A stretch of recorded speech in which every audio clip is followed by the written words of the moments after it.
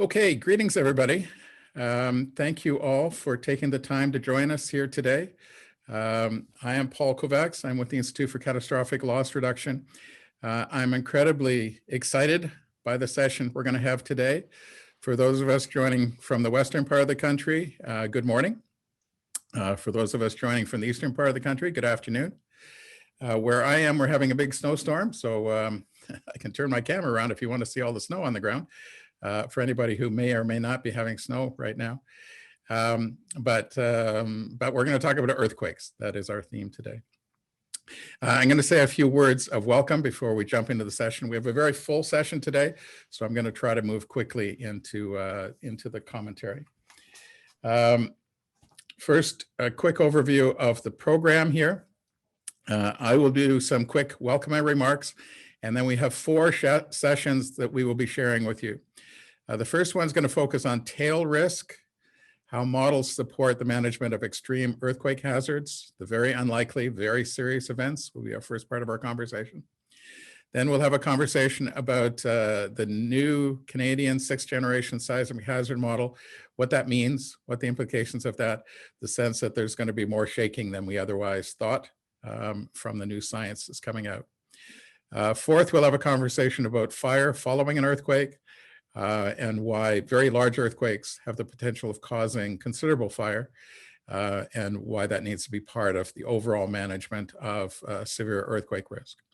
And then we're going to close with a conversation about the public interest.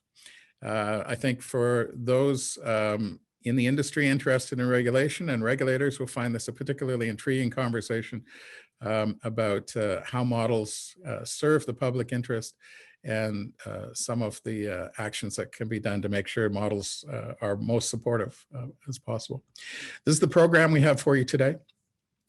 To anticipate some questions that might come up along the way, first, all of the slides for today's event will be available. It's a very, very large file, so we'll have to figure out the magic for those who would like to get a copy of the slides, how we get them to you, but the slides will be made available. We are recording the session, so the entire session will be put on the ICLR website. That takes a few days' time, but it'll be available soon. So should you have friends and colleagues who don't make it today, but you'd like to tell them about it, you're able to tune in, or if you want to go back and check some of the conversation, a full recording of the session is going to be available and put on the ICLR website. And again, a huge thanks to the many speakers who put a lot of time into thinking about today's session, what we're going to do. So that's today's session. Let me again move quickly through the welcome. So we're the hosts, the Institute for Catastrophic Loss Reduction. For those not familiar with us, we are Canada's leading disaster research institute. For almost 25 years now, we've been working to promote resilience to earthquakes and severe climate. We're a center of excellence. We are supported by our 120 member insurance companies. We get funding from government and from others, and we're based at the University of Western Ontario. I could talk at length about us, but that's not what you're here today to hear about. So why my welcoming remarks before I turned over the first panel. Earthquake is special. We're having a snowstorm here where I live. Climate risks come all the time. You can use your experience, a review of history to get a sense of climate risks in this country, which we have a lot of, and the rare ones that are very bad. You can learn from experience to understand climate risks. For Canada, we know it's inevitable. We're going to have a really serious earthquake. We've had some in the distant past. We will have them in the future. Reaching into just an understanding of experience is not the best way to manage serious earthquake risk. So it requires constant review of the science, what we know about the hazard of an earthquake in Canada. What are we learning about when the hazard does and does not cause loss and damage? And very rare but high consequence events can have very large serious implications. So understanding how to manage the low probability, high consequence events are a very different risk in Canada on the earthquake side. And so there's a special role for models. So today in the conversation, I've been trying to use the Institute to share with a broader audience that in each of these areas, there's been a really important change. And that's why today's conversation is unique and exciting to me, and very different. We hadn't done this before, had a full half-day session where all of the leading modelers come together and talk about how they're approaching earthquake risk and their views and what they can bring to our understanding and management of earthquake risk. We haven't had this conversation ever before in this country. And I hope that this might be the first step of a conversation that continues. If you tell us that this is important to you, those who are tuning in today, that we continue this conversation in some form over time, we would like to help facilitate that. Why is it important? Well, first, the hazard. Over the decades, we have learned more and more about the risk of a large earthquake in Canada. In particular, Michael will speak a little bit later about how the NRCan and the Geological Survey of Canada are leading the Canadian conversation about the science. But there is a new understanding with the 6th generation model that the likelihood of strong shaking in Canada is much different than we thought before. And this is new science about the hazard. And this new information is a really important conversation for those who need to manage earthquake risk, that we have a different understanding about the risk of shaking. Through Dr. Scawthorne, Charlie has recently completed reports about a fire following an earthquake and what that might mean in Montreal or in Vancouver. Again, this is new science, new research to understand what a really serious earthquake might do in terms of igniting fire and causing loss and damage. The understanding we have about earthquake is different than it was just a few years ago, and the change is very significant. And that creates the framing for this conversation today. How do we take new science about unlikely but very serious events like earthquakes, share that knowledge so it gets to decision makers so they can act upon that information and use it appropriately, understand what we know and what we don't know and how to act upon it. And a critical part of how that is done, certainly for some key audiences like the insurance industry, is the role of models. For very unlikely high consequence of risks like earthquake, models are really critical to try to quantify, put numbers on, and help us inform how we manage these risks. So as I embarked on the conversation about what the new information about shaking and fire following an earthquake meant, very quickly that led to discussions I was having with each of the modeling companies. It was a great learning experience for me to understand how they were approaching this issue. They weren't all doing it the same way. They are different companies who approach it in their own ways. And they had important differences in how they viewed the new information that was coming and how to assess it and share it and make it available to the insurance industry, to governments, to other people. So that led to the idea of this event today. We do have all of the leading modeling companies coming together, sharing in their own words, their views about seismic risk in Canada, and in particular about the new science, the new understanding about shaking, the new understanding about fire, what it means for our country. A conversation somewhat like this has been going on with respect to Florida or Gulf Coast hurricane risk for almost 20 years now. It's not precedent setting to have all the modelers come together and talk, but we've never done it in Canada before. And it's very rare, actually, internationally. Beyond the conversation of Florida, I'm actually not familiar with a regular conversation where the modeling companies look at a particular hazard. What do we know that's different? How are we approaching it? And really adding to the overall understanding through this. Anyway, so I'm really excited that today, that's what we're going to do.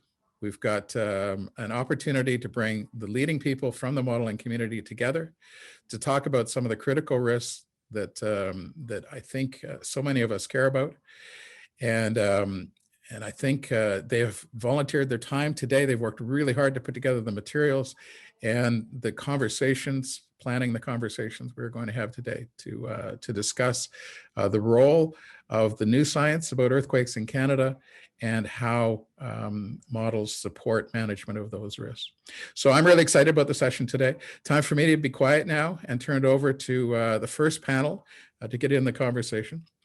So for our first session, we're going to focus on tail risk and how models support the management of extreme earthquake hazards.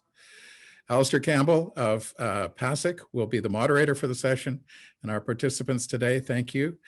Tegan Hobbs from the Geological Survey of Canada and NRCan, Arash Nasseri of AIR, Bryant Reyes of RMS, and David Gregory of CoreLogic. So I'm going to turn it over to Alistair to lead today's first conversation about tail risk and the role of models.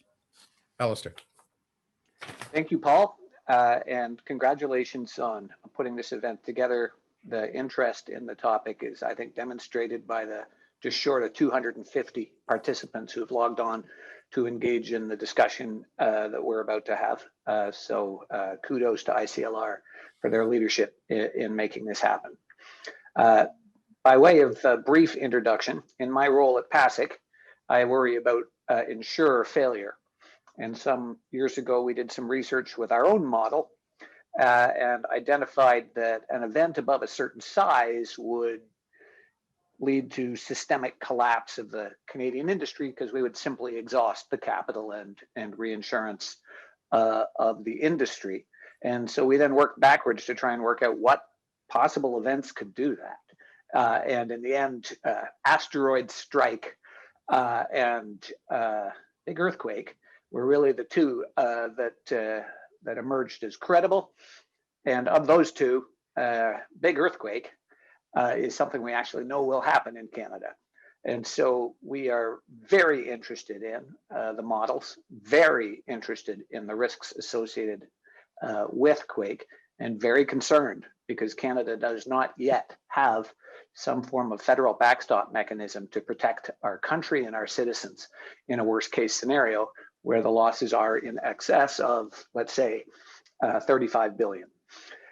In order to understand just how risky that is, what the probabilities are, and how do people calculate that kind of stuff, we have some fantastic panelists here. But just before I turn it over to them, from my own personal career experience, models for earthquake have had a big impact twice. When I became CEO at Zurich, Canada, some years ago, I was given a mandate to write more earthquake exposure. This came rather counterintuitively from head office because they felt that Zurich's global exposure to Quake was quite substantial in California. And therefore writing more BC Quake would get us more premium without increasing the risk of loss from the event in California. And so diversification of risk made sense if you were a global multinational. I diligently went out and accumulated a whole bunch of fantastic new premium with no losses, just the kind of stuff a CEO loves. 2 years later, one of the modeling companies introduced an update to their model, RMS 9.0, if I recall, which changed the view of the risk around BC Quake and made it scarier.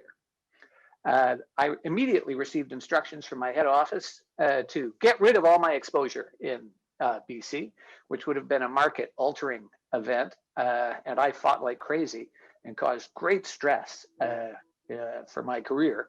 And it was all being driven by model change. In the end, we compromised by really raising rates and increasing Quake deductibles. And the long-term effects of that are still causing public policy issues for strata programs in British Columbia today. My second quick experience with this was when I moved to a smaller family-owned, Canadian-owned company.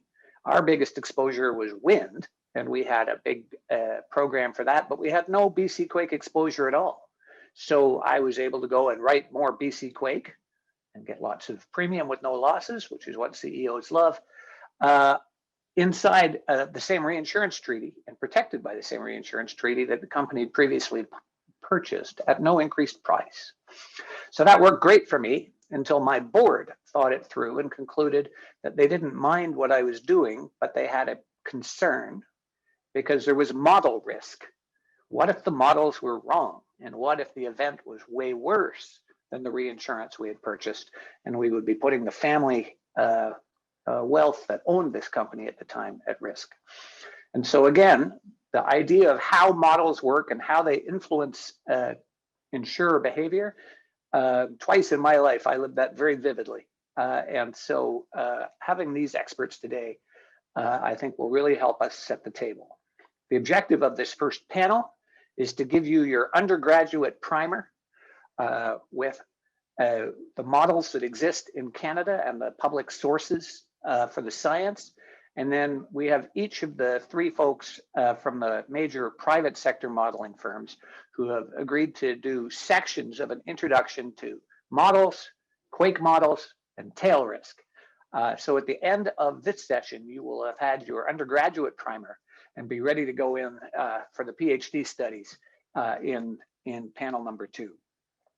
Finally, the way we've decided we would order this, we're going to start with Tegan Hobbs from NRCan, who's going to give us a sense of the public sector model, the basis for so much of the science, and then the risk model she has.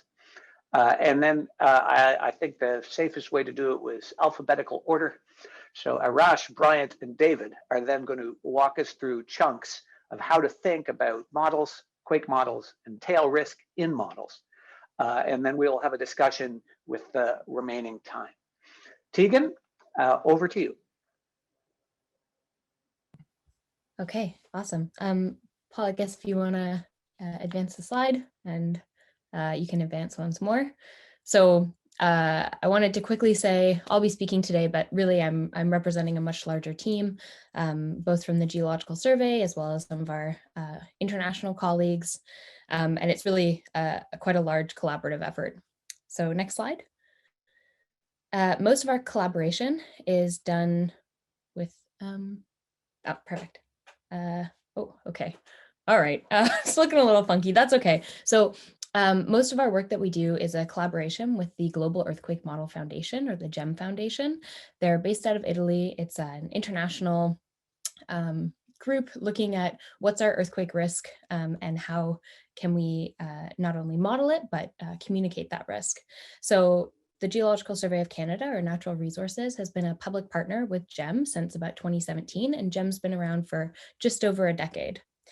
The main tool that we use is called the Open Quake Engine. It's produced by GEM, and it's an open source, Python-based, community-driven international risk assessment tool, hazard and risk assessment tool. So it's really changed the way that we're able to look at both hazard and risk here in Canada. And of course, when I'm talking about hazard, I'm talking about specifically for earthquakes, the probability of some level of shaking occurring in a particular region over a particular time horizon. So we might think about the probability of some level of peak ground acceleration over, say, a 50-year horizon, with some percentage of being a greater shaking than that. Sort of a general, what are we talking about when we use the term hazard? And then of course, when we use the term risk, we're thinking about what's the probability that that hazard would have an impact to either people or structures. So the impact to humans. And so the way that that's kind of approached here in Canada, at least from the Geological Survey of Canada, or Natural Resources, is that we have a team in Ottawa, our hazard team, who are working on the national hazard model that informs the building code of Canada. So they've just released their 6th generation model this year, looking at the probabilistic seismic hazard assessment for all of Canada. And then our group in Vancouver, the risk team, we've been working on creating a kind of first ever publicly available for Canada nationally consistent seismic risk model. So to do that, we take the hazard model that's produced by Ottawa, and then we use that along with our own exposure model that we've developed for Canada based on remote sensing data as well as census, and then using some of the building typologies that were created for HAZUS, which was the Emergency Management Agency in the US. That was their software that they were using for hazard and risk assessment. So we've built an exposure model that tells us where people are and what kind of buildings they're in. And then we can combine that with some other information about earthquake specific shaking here in Canada, including ground site class map based on topography. We've got fragility and vulnerability functions from the Global Earthquake Model Foundation. And we're able to combine all of that to create this risk model. And that risk model is made available in a few different ways. We are part of the GEM Global Fabric. So that's their international mosaic of hazard and risk for earthquakes. You can also find our results. They're going to be made available on the Federal Geospatial Platform, and then also on a purpose-built web platform that we're developing, which is our open data platform. That's nominally going to be called Risk Profiler. And the idea there is that we are kind of tailoring these outputs for the different users that we have. So next slide.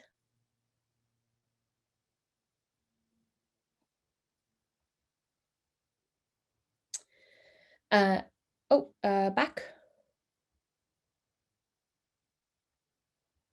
So some of the different users that we're thinking about, because we are a public sector model, obviously some of our end users we keep in mind are other folks in the public sector. So both at a federal, regional, and municipal level, we have, we're working with Finance Canada and the Insurance Bureau. And so thinking about things like financial regulation of insurance, something that we're involved in, or we try to support the work that goes on. But then also at a smaller scale, we work with municipalities to think about some of their emergency or public use kind of planning that they're doing. And then we also see ourselves as being sort of an option for private sector as well to, by all means, take the results that we're producing and build off of those and create products that are specific to your users. And then generally speaking, our model has two branches. We have a deterministic and a probabilistic branch. Our probabilistic is, of course, we just take that national hazard model directly, and we create a probabilistic risk model for the entire country, where we can report on things like the average annual loss, loss exceedance curves. And then we also have a deterministic model where we're able to either pull events from our stochastic event sets from our probabilistic model, or we can custom build scenario earthquakes to try to look at, for a specific event, what can we expect to see? We can report on the scenario upper losses or scenario expected losses. And that work kind of feeds more directly into some of our work with municipalities. And for either of these models, we're able to report on both the physical risk, so some of the metrics you see there for building performance and public safety, as well as some of the impacts to our social fabric. So we're able to use a social vulnerability model to kind of assess both of those. And I'll just kind of end by saying one major difference that I think we'll see come up today is that all of our work is looking at the ground up losses for buildings only. Buildings and people. So we're not able to consider things like critical infrastructure, roadways. We also don't consider whether these losses are insured or uninsured. And kind of that can have, certainly an effect when we start talking about things like tail risk, which is these low occurrence but very high impact events. I'm excited to speak more about that. And you can skip the next slide and go straight to the next person.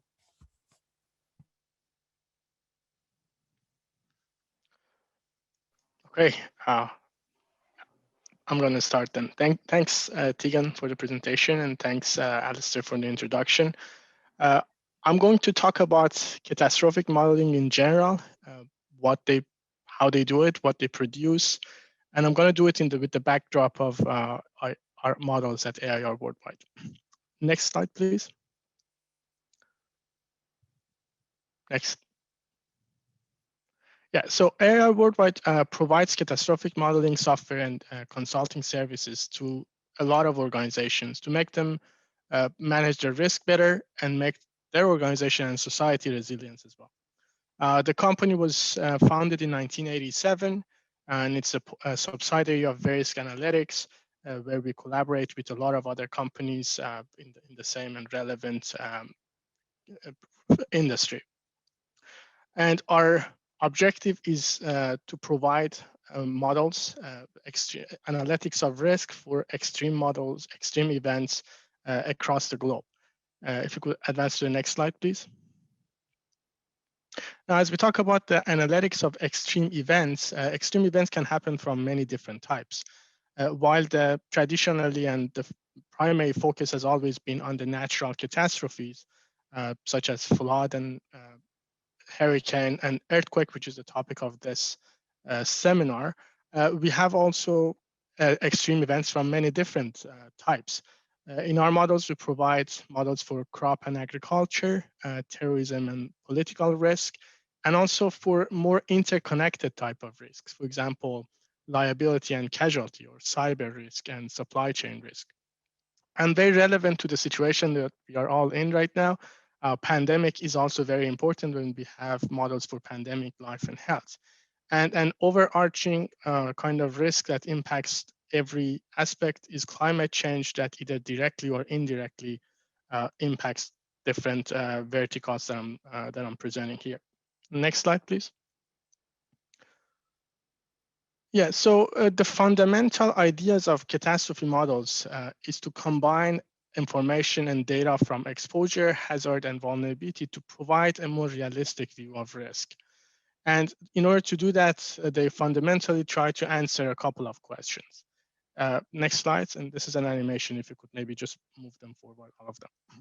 So the first question that's maybe asked from a catastrophe model is, what is the probability of a given loss for a given company or a region from a wide range of scenarios?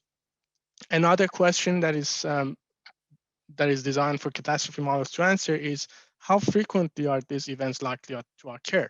Or where are the future events likely to take place? And how intense these events are likely to be? Next one.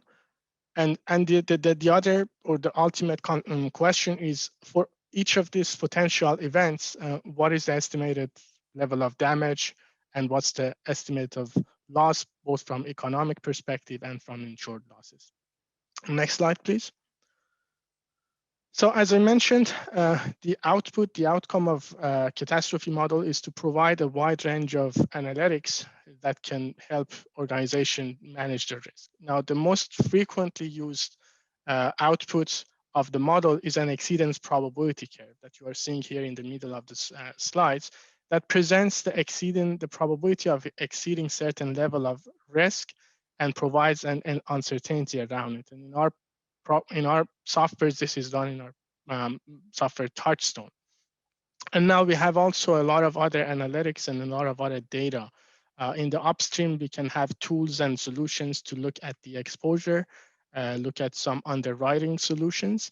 And again, within the output of the model, aside from exceedance probabilities, we can look at event losses. We can look at the geospatial footprints of intensity of each individual event, losses and damage from each individual event. And of course, this type of geospatial analytics will help users identify the hotspots, understand and do better accumulation of their losses.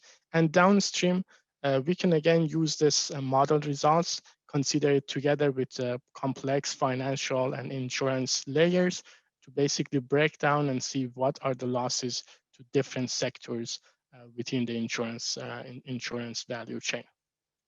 And with that, I turn it over to the next presenter. Great, thanks, Arash. And thanks, Paul and the ICLR for putting this all together, for Alistair and for all the rest of the panelists. I think it's really great, and thank you all at home for coming to listen to us talk about cat models. I think it's a really great opportunity to talk a little bit about something that's so important. So next slide, please. First, I wanted to talk a little bit about sort of the vision, starting very broad about what RMS's vision is, and then digging deeper into actual earthquake models in Canada, for instance. So RMS's vision really is to make every risk known, and through that, to make a more resilient world. Next slide. Our mission to deliver that vision is to really deliver the world's risk platform. We know that we need to make sure that people can understand their risk through softwares, through other means that will allow them to use these analytics, these understandings that we give them, and that the scientific community gives them through an easy to use, really easy to understand, very powerful, very useful platform. That's really our goal as a company. Next slide, please. To that end, we've been in the industry for over 30 years. We have really strong foundation in the physics and in the physics of catastrophe models and in physical catastrophes. But we also have thousands of products, all kinds of perils, pandemics, cyber risk, terrorism, things in Canada, for instance, wildfire, windstorm, SCS, hurricanes, that we are really, really proud of. We've been doing these models for a long, long time, and we're leaders in a lot of markets throughout the world. And we take this very, very seriously. And it's incredibly important for us to also give different touchstones, different ways into the products. So we have over 1,000 products. So including things like the actual cat models, the full-blown cat models. We have data products that are derived from these models. So things like you can just get soil data, you can get risk scores, you can get other data products that are useful for underwriting and useful for understanding how the model's built and useful for other uses. We have software that helps you integrate all these solutions together. So things like Exposure IQ, Exposure Manager, that lets you actually manage your portfolio and integrate that with the whole cat modeling suite. And of course, we also provide consulting and analytical services for anyone who is just starting off running these models, really needs to understand what their risk is, really wants help understanding what goes into these models and how to interpret the output. We have really great teams at RMS that helps our clients do that. Next slide. So I think one question about how we develop models is what goes into them. And for us at RMS, really 3 major themes. So Paul, actually to go ahead and do all these animations. Yeah. Going back. Thanks. So there's really 3 major themes. I think one of them is not showing up here, but really it's scale, scientific rigor, and yeah, and the last one is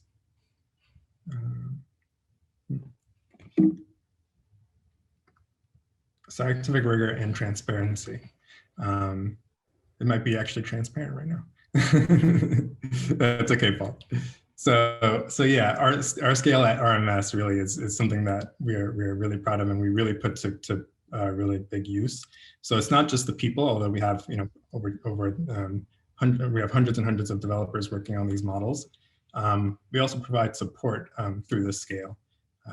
We work a lot on cases, and any question that our clients have, we work a lot on answering them. We provide a huge amount of documentation. That's the transparency aspect as well. And each model update really takes hundreds of person hours to complete, 100 person years in the case of the NAQ and the Canada model. And what's important about this scale is the actual scientific rigor that goes into it. We have some of the world's leading experts in a lot of these components and things like ground motion modeling and source modeling and vulnerability modeling. All these components really require expertise in their field. And through that expertise, we are also really involved in the community and really involved in the science that goes into it. So when Tegan and the NRCan, the Geological Survey of Canada, puts out their new hazard model, we've sort of already understood what's going to be in there. We have people who are really in dialogue with them on a regular basis. We go to conferences, we understand the published research, and we understand what's coming down the pipeline. So really our model updates are about being proactive rather than reactive. So when a new study comes out, something big comes out, we are generally aware of what's going to be in there. And that helps us really understand, make sure that our models are not changing every year, not changing every 2 years. They need to be something that is really stable and really well understood. And then when something does change, when something is materially changing losses, we know what's going to happen to those losses, and we can prepare our clients, prepare the market for that. And I think we're really put a lot of emphasis into that. I think we'll go on to the next one. And so to talk a little bit about the scope of what this model is. So models we often think about just sort of the shake aspect of it, but really there's a lot that goes into a CAT model. So we often divide it into components. So it starts off with the source model. These are the actual events that are generated by faults in the system, by subduction zones, by crustal faults, by all kinds of actual events. We need to characterize each one of those events and understand how these faults behave and how the subduction zones behave. then you have the ground motion model, which is super important of how, once you have that event that happens, how does the shaking actually propagate? You have things like geotechnical portions of the model where now you know how it propagates, how does it actually affect the actual site that your building is on, that your exposure is on, and then the vulnerability model, how does the building actually react to that? Along with that, we have sub-perils or things like fire falling, which we'll talk about more in the next session or session later today. Things like sprinkler leakage, and then of course, very specific vulnerabilities that we have. So industrial facilities models, the builder's risk model, and understanding things like tsunami is super important for us. So all of these require really expertise in their field and really understanding what the latest thing is, the latest research is, and making sure that we are communicating that to clients about what is changing, what is involved in the model. And this is why we're here today. So I'm really happy to be here for that. I think that's my last slide. Or is it a couple more? Yeah. Thanks. Hello. Yeah, if you could advance the next slide, please. Hi. So earthquake is often described as an infrequent but severe peril, a tail risk peril, perhaps not as tail risk as asteroid impacts, but I'll focus on earthquakes today. So very quickly, actually, before I start, so I'll introduce my company, CoreLogic. We are a property data analytics company that helped the smooth running of the property ecosystem. We have a large presence in the US, Canada, Australia, New Zealand, and an office in the UK, which may help explain my accent. So what my division looks after is the cat risk management function, and we build cat risk models. So we have over 180 country peril models, over 90 of which are earthquake models, and one of which, of course, is Canada earthquake. So I'll dive straight into my few slides here. So I want to briefly cover what I'll be talking about here in terms of tail risk. So we refer here to earthquake risk, not just the hazard components of the risk, which Tegan introduced earlier. And we're combining the hazard with the vulnerability, or sometimes called resilience, and financial modeling to come up with a dollar, or a Canadian dollar in this case, loss via probabilistic modeling. So an OEP, an exceedance probability, is the probability of loss from an event exceeding a loss in a given year, such as a 0.2% annual exceedance. So that loss is the minimum we expect at the 0.2% probability. Then we have the return period, so the probability of a loss specified as a 1 in X chance, typically 1 in 500 year is a very commonly used term for earthquake modeling. And then we have TVAL, or tail value at risk, which is the average value of a loss given a selected return period. So in our example here, we can see the OEP 500 year is 16 billion, but on the average of that exceedance, so the TVAR shows the average loss at 25 billion. And typically I'm talking here in terms of the insurance industry when we talk about losses and 500-year EP curves. And typically models built to assess the risk to human life understandably may look at a higher risk interval or a lower exceedance. So we typically focus in the insurance on the left of this curve that we can see here on the 500-year and shorter at a specified return period. And that's as if to say we are 499 out of 500 years expecting a loss that is lower than 16 billion. So if you go to the next slide, please. So the capture of tail risk is most important in seismic risk models just due to the lower frequency and higher severity nature of earthquakes. So these are the most common things that spring to mind that we have to deal with when building a cat model or an earthquake cat model. Typically, how we capture tail risk is handled by what we call the financial model component of a cat model.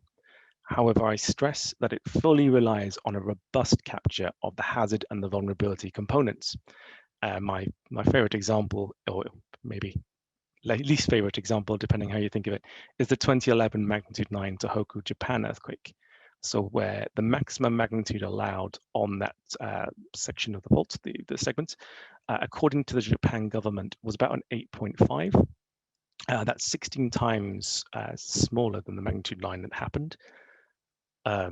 So however we capture the uncertainty in our financial model, if an event is missing from the actual stochastic event catalog, then we could still be caught out, and that's as an industry and as government models. On the vulnerability side, there are famous examples of two homes right next to each other showing very different loss patterns. And this can be down to something as basic such as its overall construction material, downright to the minutiae of how those buildings were built. So the size of the nails that were used or the steel bonding that was used to anchor the wall connections of a building. And of course, tying that together is correlation. And correlation is very important, especially when looking at concentrations of assets or diversified asset sets. Alistair at the start of this gave the benefits of diversification according to statistical models, and probabilistic models can all too easily under or over appreciate diversification. So that needs to be factored. As mentioned, large earthquakes don't occur often, so they're infrequent events, and historical records can go back centuries and give us descriptive accounts, and we owe a lot to the field of paleoseismology, the study of faults with the digging of trenches, where we can see into the past of when a fault is ruptured. Indeed, there are less events where we have modern instrumental records to understand how the ground motions attenuate. That is how the ground motions travel and diminish from the epicenter of an earthquake to a building to allow us to evaluate this information.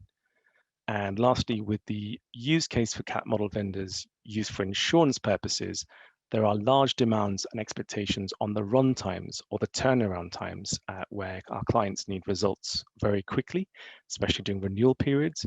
And so there's a trade-off here, and we can't just run endless simulations to capture endless uncertainty.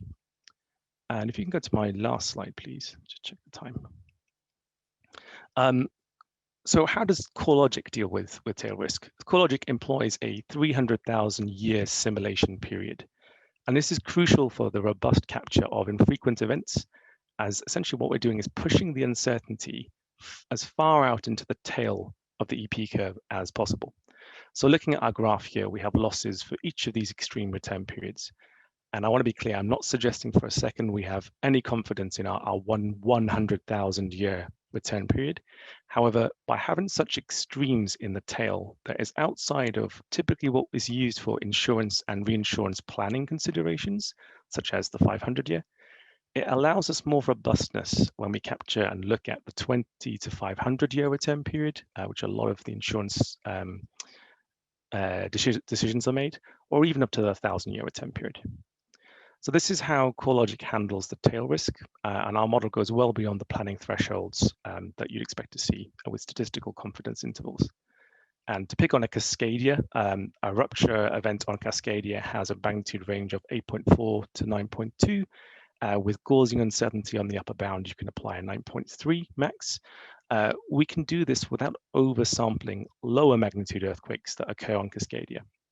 So if we take the magnitude 9, it's a recurrence rate of 1,500 to 3,500 years. So if we pick 3,000 years to keep the math simple for me, that means we can capture a rupture of this size, 300,000 years divided by 3,000 year event recurrence. We can capture it 100 times in our catalog. And then lastly, correlation is something that is underestimated in CAT modeling, in my opinion, and in particular, intra-event correlation on multiple location portfolios. So this comes back to diversification in some ways. It's a main use case for the insurance industry. So we model events as a loss distribution. This captures the uncertainty in the modeling. And when we model an event on multiple buildings in an exposure portfolio, we take into account the portfolio's features to provide a portfolio-specific correlation within each event. So, such as 2 locations that were built at the same time will be built with the same building codes. 2 timber buildings will behave more similarly, etc. And of course, distance, how far the locations are. And why is this important? In a highly correlated portfolio, when we simulate an event, this will have a higher probability that all risks will have a bad day at the same time, and vice versa. So when we sample different losses along the loss distribution, we capture the uncertainty not just in the modeling, but in how similar the risks in your exposure portfolio are expected to react. I'm going to stop there. Thank you. Fantastic. And thank you to all of our panelists. And to be quite clear, to the very large audience here, any one of these four could actually teach the PhD level course in this on their own. And they have been very gracious in economizing on the number of slides and sharing amongst all these tough competitors their knowledge in the way they have. So, and I just want to start the discussion by saying how grateful I am to have learned the term paleoseismology, which is a totally new one for me and is making me feel smarter already. So let me just drill into this tail risk question a little bit more and engage all four of you, if I might. Because if I think about the way I have to manage this as an insurer, since 1998, OSFI, the federal supervisor, prudential supervisor, has established a guideline with expectations that insurers will have enough capital and or buy enough reinsurance to handle a newer or scarier size event, with a target which I think has almost been met of being able to demonstrate conclusively that you can handle 1 in 500. And in practice, our whole industry is at a minimum there. Most companies buy a contingency buffer above that. And there are some now very large insurers in Canada that I believe are buying to 1 in 1,000 based on models that are sold by one of you three, I suspect. But just to get a sense of how my board would have felt about it at this family company, when they wondered if there was model risk and I was actually risking the whole company by taking a bet at 1 in 500 and saying, we're fine. So tell me again, maybe working backwards, David, I think you've laid out a very clear version of how to think about this. Tell me how the confidence of your 1 in 500 versus your 1 in 600 is calculated. So why don't we go Bryant and Arash for that, just to get a better sense from you folks as to when I buy your model, how should I be feeling about my career? Was David going to start? Okay, sorry. So yeah, for us, it's really important to capture that. So the EP curve that Arash showed, that is common to all catastrophe models. It's incredibly important to look at that full curve when you're making a decision. Ultimately, it does rely on the user, the client, your risk appetite. If you have a family-owned business, I'm sure they'll be more risk averse than others. But it's incredibly important to look at that full curve and to make sure that you're getting that tail included in your 500-year return period. So for instance, I have some slides that are only going to be shown, but you can look at what actually contributes to that 500-year return period, that number.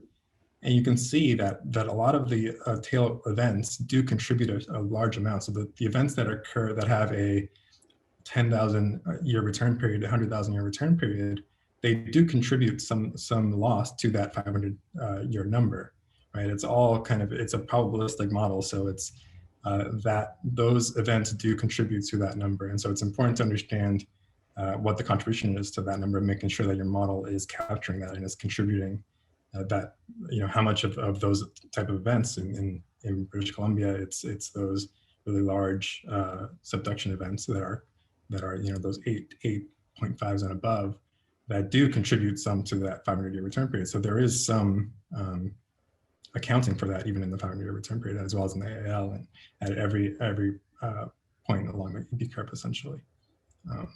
So yeah, it's incredibly important to really look at, understand that EP curve. Arash? Yeah, sure. Thanks, Brian. Thanks, Alistair. Yeah, I wanted to also add that as we generally talk about the tail or any part of the EP, we have to consider that it's not just about hazard. As you saw in the presentation, there are multiple components to the model. And specifically, when you think about the tail, doesn't necessarily mean that you have to capture hazard correctly to be able to get tail. It is a condition, but you also have to have a model that properly, represents vulnerability, the exposure particularly. Are we getting the exposure correctly? And then when you put this whole in the package and get the losses, whether the losses make sense or not. Another aspect I wanted to also add is the validation of the model. As you asked question about variation in the model and how confident are you in a particular model and results. This is something that we pay a lot of attention to. This is really one of the key highlights and main point of emphasis in our model to make sure that every aspect of the model is validated correctly. And our approach is typically to start from bottom up, look at the components, how the components come up together, and look at the and get the losses. So on not just the tail, but also the entire return period, all return periods, it's very important to make sure the model is doing it correctly. And again, as I said, typically what we do in order to make sure that the models are providing reasonable results is by looking at starting from the component and then building it up. But in some places like Canada, there hasn't really been a lot of major earthquakes with losses in the past. So that's exactly where we have to be a little bit more creative, kind of look at combination of whatever data that is available from other parts of the world, let's say, and then what's relevant to Canada, and then again start from bottom up. But yeah, that's a very, very important topic, and that's something we really take very seriously in our models. Tegan, if I was to think about, this kind of bottom-up exercise that Arash has just described, I'm assuming everybody is drawing largely on the science that's produced out of NRCan. Is that fair? Yeah, I think in some elements of the model, yes, and in other elements, it's actually, I think, more of a kind of goes both ways. So for example, the hazard model is made up of both the source model, which talks about the frequency distribution of different earthquakes and the different source regions throughout Canada. So for example, I'm sitting in Vancouver, we have a subduction zone, so we can have those interface events like the Cascadia event that David's talking about. We can have intraslab events, which is where the downgoing plate is being pulled apart, and that creates a kind of different flavor of earthquake. And then we can also have shallow crustal events. So those are examples of different regions that we're talking about. So the Ottawa Hazard Group is kind of is certainly the authoritative source in Canada on where we expect earthquakes to be happening and what size and what recurrence interval we expect to see from them. And they also work on our ground motion prediction equations. So that's where we say if we have an earthquake of a certain magnitude in a certain location, how do we expect the shaking to be experienced for both, the shaking of the ground as well as the shaking at different spectral acceleration values. So that's when we start thinking about the shaking for buildings. So they're the authoritative source on which are the equations we should be using to determine what level of shaking we'll be experiencing. And then when it comes to some of the other elements of the risk models that all the folks here have been talking about, I think that's where it can be more of a back and forth. So for example, our fragility and vulnerability functions that we're using. So those are functions which relate the amount of shaking to the probability of damage or loss for your structure.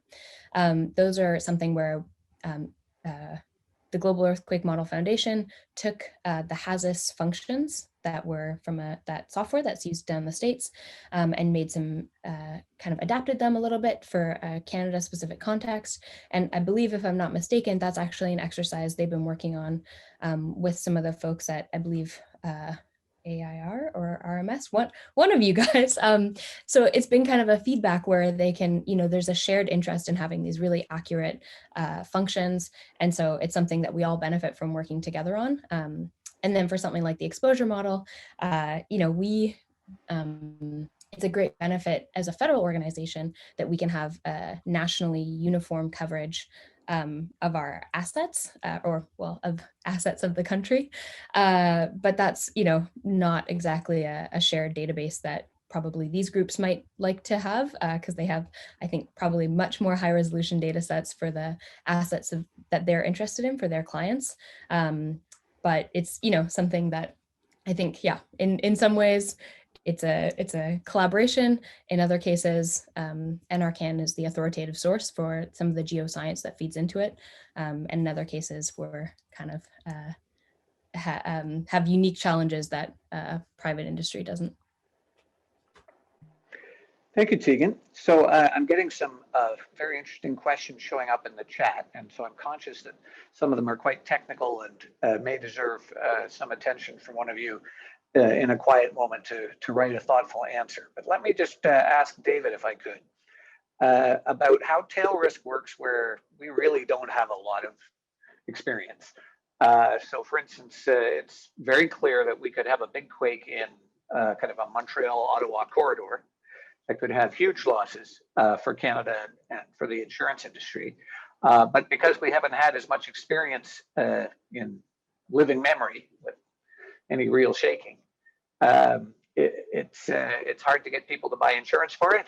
It's hard to get building codes to be strictly enforced with regard to quake risk when nobody really believes there is one. And so there's a whole bunch of public policy problems that come from this. How do I think about Eastern Canada and the kind of 1 in 500 and the tail risk model when you just have so little actual evidence? What would help you do better modeling?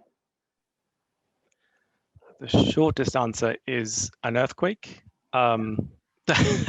We need data points, and without those exact data points, there will always be a high degree. Well, even with data points, there's a high degree of uncertainty. What we can do, and that includes the NRCan hazard model as well as our own research as well, is look at events that have happened in other countries with similar settings.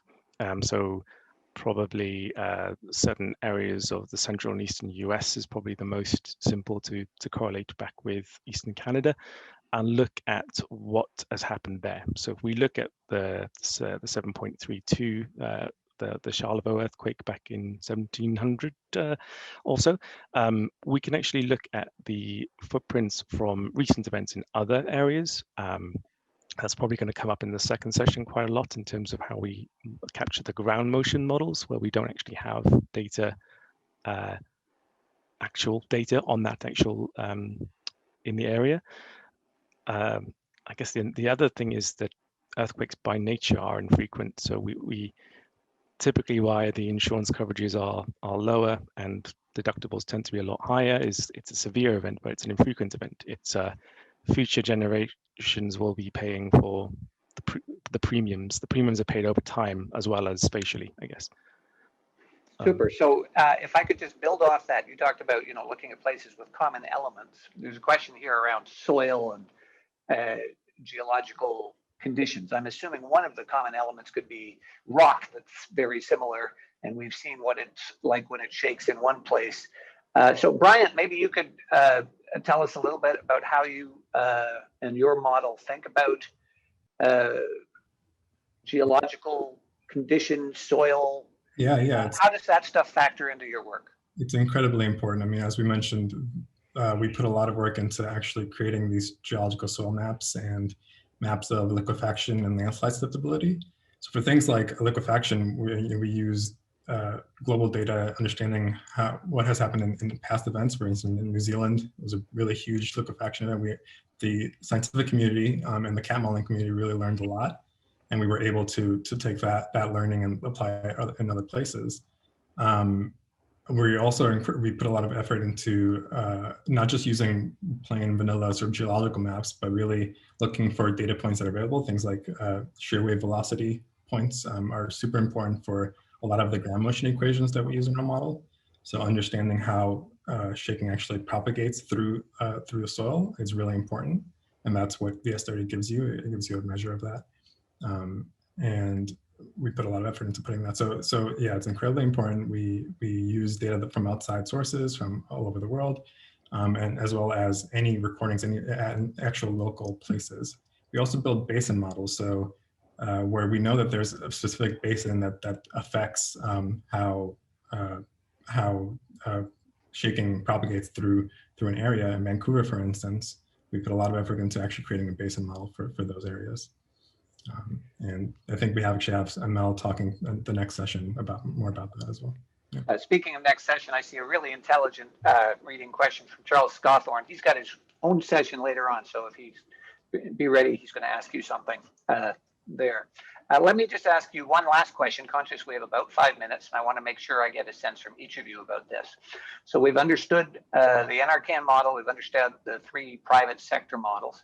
One of you made a reference to kind of the caution and care you took about when you make a change in your model. So maybe just starting with Arash, if I think about the career impact on me when a new model gave an update that changed the risk probability in a material way, that could happen to any of our insurer participants in this very large gathering. So just to understand when new science emerges, and you're going to talk about that in the next session, how do you folks approach that in your organization? How often do you refresh? What's the implementation process and what's the time? That's a very good question, Alistair. One of the strives that we make in our company is to make sure that we have the latest and the greatest data when we incorporate it into our model. And by doing that, what we do is that we directly and continuously communicate with the scientific community and organization. So when NRCan, for example, is coming up with their new models, we look into that from the time that the process is ongoing. When, for example, in this particular case for Canada, when we developed our model back in 2017, we didn't just look at NRCan alone. Of course, that's really the best and most important information that is available, but our approach is not to really mirror it, rather to use the exact data and the sources of data that is in NRCan, and also combine it with some other data. Basically, look at it in a forward-looking way. We have our models that is combined between US and Canada. So we collect data and information from NRCan, we combine it with that one with the USGS, in this particular case, our latest update in 2017. So we kind of know where the direction of science is going. And then we built additional supplemental information from our own in-house studies. And that gives us some ideas as to where this is going so that you don't need to change the model every year or every 2 years. So it's a lifespan of almost, on average, 5 years. Brian? Yeah, I mean, similarly, we like I mentioned in my spiel about how we build models. It's really about understanding the science and the latest science and the science that's coming up, as well as having a really good feedback from our client base, understanding what they're seeing in the field. For instance, for things like construction classes and how different construction is coming out, about how construction codes are changing and what actually is being implemented.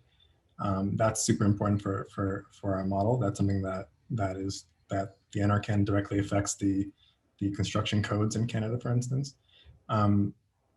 Understanding how, what's coming down the line, making sure that when we make an update, we include sort of all these things, which some components might increase losses, other components might lower losses. So that's why it's also important not to just focus on one component and what the latest is there, but have a holistic view of what is coming, what is changing. David? Hi, yes, similar to Arish and Brian, it's a combination of the update cycles of the National Seismic Hazard Models themselves. I guess the only real thing to add would be also commercial reality. So obviously, places like Canada, there was a definite commercial interest to update the Canada earthquake model, US earthquake model. For instance, we have a Malawi earthquake model. The insurance need there, the insurance with the gross written premiums are just generally lower. So I think it would be untruthful for me personally to say we update all models within 2 years of a National Seismic Hazard Model update. But certainly for where our clients matter most for insurance risk, we make sure we do. Thank you for that. And thanks to the three of you. Tegan, you started, you get the last word in this session. Ooh, so much power. No. Yeah, I think, of course, it's a bit of a different case for us where hopefully we're the ones who are sort of driving some of those changes, at least in terms of the some of the hazard science and some of the fundamental risk science. So some of our work is, we're working with graduate students and academia to think about some of the changes that we'd like to make to our risk model. I think I won't speak for the hazard team because Michael Kola is about to lead the next session, so I could let him speak to that. But yeah, generally speaking, our goal as the NRCan risk model is to sync up with the hazard update so that every 5 years we'd be releasing a new model. And of course, I think sort of touched on here, a lot of the work that we do, it's all kind of interconnected. So the way that I think we see it is, we want to do the science, but we want to make sure that we're presenting on it and we're getting feedback from the folks who are going to be using it, maybe in CAT models or the regional planners who are going to have to put this into their land use zoning, or the federal groups who are going to have to think about financial regulation. And so there's a lot of feedback, and I think that helps us with our updates and making sure that it's not something that comes out of the blue or that surprises anyone. Thank you, Tegan, and thanks to all four of you for patiently answering my kind of grade school questions, probably even lower level than undergrad. Paul, back to you. Thank you, Alistair. Thank you to everybody. What a great session. We're starting off with this focus on very unlikely but very extreme risk. And Alistair, Tegan, Bryant, Arash, David, thank you so much. That was extremely informative, right on topic. Greatly appreciated. Alistair, you set the bar really high for Michael and later on for Charlie and myself to staying on schedule. The challenge of covering these very busy topics in a short period of time. For each of the panelists, should you find time and you want to go down to the Q&A and the chat, there's been some really interesting questions that aren't always easy to come up in the broader conversation here. If you see a question you'd like to answer, feel free to do that. But please focus on the broader audience as well. So I don't want to lose you just down on the questions and answers, but there's some great questions down there should you find an opportunity to speak further.